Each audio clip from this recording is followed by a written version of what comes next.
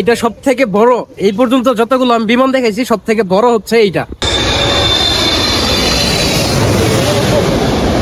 এই জায়গাটিতে আসলে মাত্র 15 মিনিট পর পরই এইরকম বিমান অবতরণের দৃশ্য দেখতে পারবেন। ঢাকার ভিতরে খুব কাছ থেকে বিমান অবতরণ দেখার জন্য এই জায়গাটি বেস্ট। এই জায়গাটি কোথায়, কিভাবে আসবেন তা জানতে হলে সম্পূর্ণ ভিডিওটি দেখতে হবে। ঢাকার ভেতরে যে কোনো জায়গা থেকে প্রথমেই চলে আসতে হবে জসিমউদ্দিন রোড। সেখান থেকে রাস্তা পার হয়ে অটো অথবা রিক্সা দিয়ে যেতে হবে দলিপাড়া রানওয়ে। যে কোনো রিক্সা অথবা অটোওয়ালাকে বললেই হবে দলিপাড়া রানওয়েতে যাবেন। অটো দিয়ে 10 টাকা, রিক্সা দিয়ে 30 থেকে 40 টাকা ভাড়া লাগতে পারে। মাত্র 5 থেকে 10 মিনিটের ভিতরে চলে আসবেন দলিপাড়া রানওয়েতে।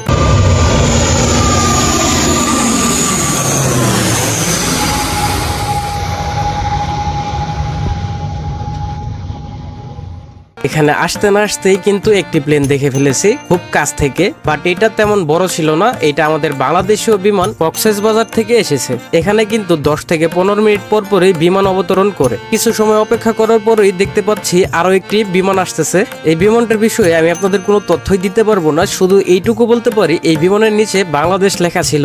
বিমানগুলো কত কাছে দিয়ে যায় শুধু এইটা একবার দেখুন।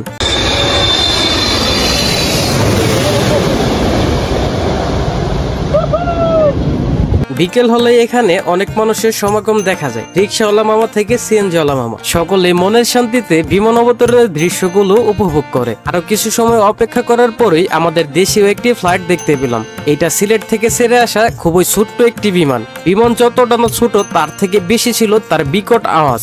এখন একটি প্লেন আসতেছে, এটা হচ্ছে চেন্নাই থেকে আসতেছে, এয়ারবাস A320, আর এটা হচ্ছে চেন্নাই থেকে ঢাকা আসবে। তো আমি একটু দূরে থেকে আপনাদের এটা দেখানোর চেষ্টা করব। প্রায় চলে আসছে।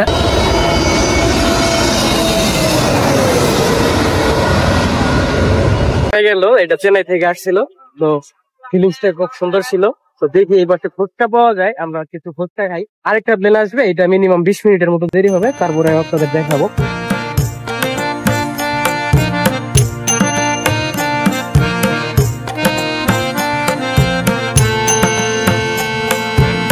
আপনারা এইখানে কিন্তু ফুচকা, চটপটি, এমনকি বিভিন্ন ধরনের খাবার পেয়ে যাবেন। আর খাবারের মূল্যটাও খুব কমই আছে। এইখানে 60 টাকার ফুচকা দিচ্ছে, প্লাস একটা পানি আছে, এই যে দেখতেছেন এই পানি 20 টাকা। আর এই ছোট বাইরে বলছিলাম ভিডিও করতে আসবো, বাট সে যে গেটআপ নিয়ে আসছে মানে সে বলতেছে যে ওই ভাবছে যে আমি মার্কেটে যাইমো, বাট পরে নিয়ে আসছিল এই দলিপাড়াতে। গাইস এটা দেখতেছেন একদম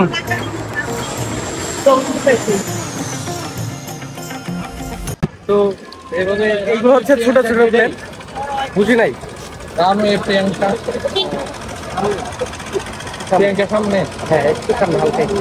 বৃষ্টি শুরু হয়েছে এখন।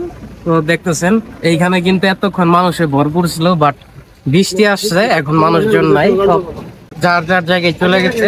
আর আমরা এই যে ভাইয়ের দোকানে বসছি, ভাই একজন ব্যবসায়ী, এইখানে ফুচকার দোকান দিছে। তো এইখানে কিছু সময় বসছি, দেখি কতক্ষণ বৃষ্টি থাকে। বৃষ্টির জন্য মাঠ একদম ফাঁকা, দেখেন কোনো মানুষজন নাই। আর এই পাশ থেকে আসতেছে এখন বর্তমানে, এটা হচ্ছে জেনজিন থেকে আসা একটি প্লেন।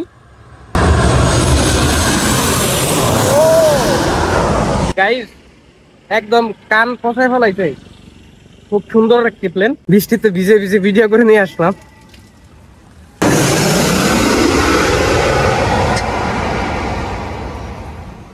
এখন একটি আসতেছে বোয়িং 707, এটা ব্যাংকক থেকে আসতেছে।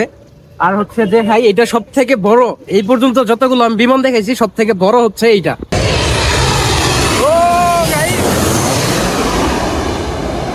তো দেখলেন এটা কিন্তু ব্যাংকক থেকে আসছে, আর বৃষ্টিও বাড়তেছে। আমি আর বেশি সময় থাকবো না, কিছুক্ষণের ভিতরে চলে যাবো এইখান থেকে।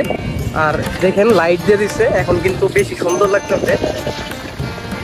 রাত হলে এখানে আরো বেশি সুন্দর লাগে।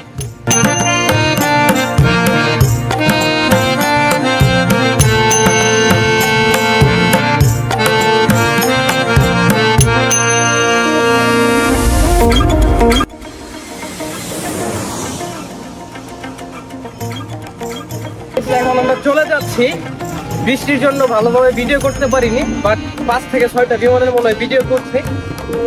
তো এখন আমরা এখান থেকে বিদায় নিচ্ছি, কারণ বৃষ্টিতে বসে থেকেও লাভ নেই। মানুষজনে আজকে খুব বেশি আসে নাই। তো নেক্সট টাইম যদি সময় পাই তাহলে আবার আসবো এখানে। তো সকলে ভালো থাকবেন, ধন্যবাদ।